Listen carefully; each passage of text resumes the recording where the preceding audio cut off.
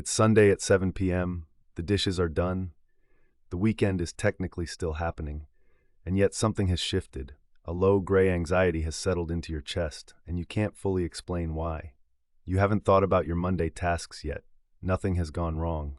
The dread arrived before the reason did. That feeling has a name, and psychologists now call it anticipatory anxiety, but Seneca diagnosed it 2,000 years ago with far more precision. And in this video, I'm going to show you the exact 3-line journal prompt he used to dissolve it, a technique buried inside a letter he wrote in 65 AD, months before he died. Stay with me, because the reason it works is not what you'd expect. The year is 65 AD. Seneca is in his villa at Nomentum, about 14 miles outside Rome. He's in his late 60s, he knows Nero is watching him, and he's begun writing letters to his friend Gaius Lucilius, a mid-level Roman official living in Sicily. These aren't casual notes, they're dispatches from a man who believes every day might be his last, trying to hand something valuable to someone who still has time left. The very first letter he sends, letter 1 of the Epistulae Moralis, opens with a command, not a greeting. He doesn't say hello. He says, "Ita fac, mi Lucili, vindica te tibi." Do this, my Lucilius. Claim yourself for yourself. He's not talking about productivity. He's talking about time and the specific painful way humans leak it without noticing. Seneca writes, "Omnia Lucili aliena sunt, tempus tantum nostrum est." Everything, Lucilius, belongs to others. Time alone is ours. Then he says something that should stop you cold. Most of what we call our time has already been taken by obligation, by distraction, by simply not paying attention. What remains, he says, is less than you think. He goes further. He describes 3 categories of time being stolen from us. Some time is seized by force, demands we can't refuse. Some is stolen quietly, obligations that expand without permission. And some, he says most painfully, simply slips away while we're not looking. That third category is the one that makes Sunday nights hurt. Here is the Stoic principle at the core of this letter, and it has a specific Latin term, tempus, not just time in the calendar sense, but lived duration, the felt texture of your days. For Seneca, tempus is a currency with one brutal rule. You cannot earn it back. You can earn more money. You can rebuild a reputation. You cannot recover a Sunday evening you spent half present waiting for it to end. Now here is where the psychology becomes precise, and this is why the Stoic diagnosis is more useful than the modern one. Anticipatory anxiety, that Sunday dread, is not actually about the future. Brain imaging studies consistently show that the feeling is triggered by an unresolved account of the past. You are not afraid of Monday. You are unsettled by a week that went unlived the way you intended. Seneca understood this structurally. In letter 1, he advises Lucilius to do something specific every evening, not plan the next day, but audit the day that just passed. The Latin phrase he uses is collegiat serva, gather and preserve. He treats each unit of lived time the way a careful merchant treats inventory. Account for what came in, account for what went out, and identify the leak. This is not journaling in the vague modern sense. Seneca is describing a structured reckoning. And what makes Sunday the most psychologically charged moment of the week is that it sits at the exact intersection of 2 accounts, the week you just spent and the week about to begin. Sunday dread is what happens when both accounts are open at the same time and neither one has been closed. The Greek Stoics had a related concept worth naming, prosoke, from the verb prosokein, to hold toward, to pay close attention. It was a daily practice of self-examination, not as self-criticism, but as calibration. Marcus Aurelius practiced it in his meditations, which were never meant to be published. They were his private prosoke sessions, written each evening to close the day's account with honesty. Here's the question that should now be pressing on you. If Sunday dread is an unresolved account, what exactly is unresolved? Let me offer you a specific answer, and it's going to reframe the whole problem. Most people on Sunday evening are not afraid of their calendar. They're grieving, quietly, without naming it, the gap between who they intended to be this week and who they actually were. That gap is not a moral failure. Seneca would not call it weakness.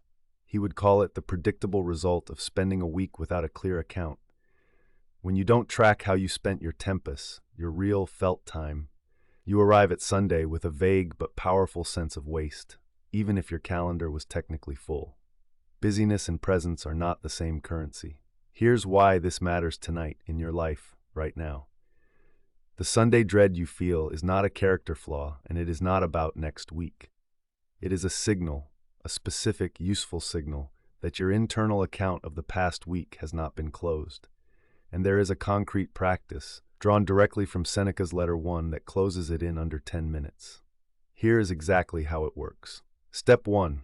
Sit down somewhere quiet with something to write on. Phone notes work. Paper works better. Set a timer for 10 minutes. At the top of the page, write one line that answers this exact question.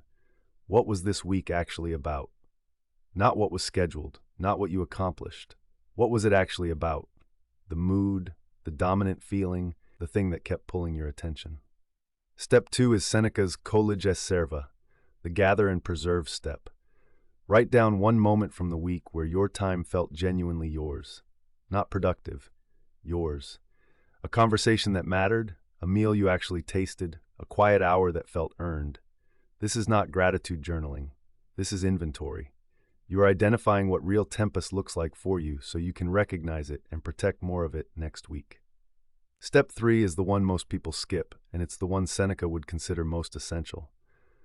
Write down where the leak was, not to punish yourself, to see clearly. Was it the hour of scrolling that felt like rest but left you emptier?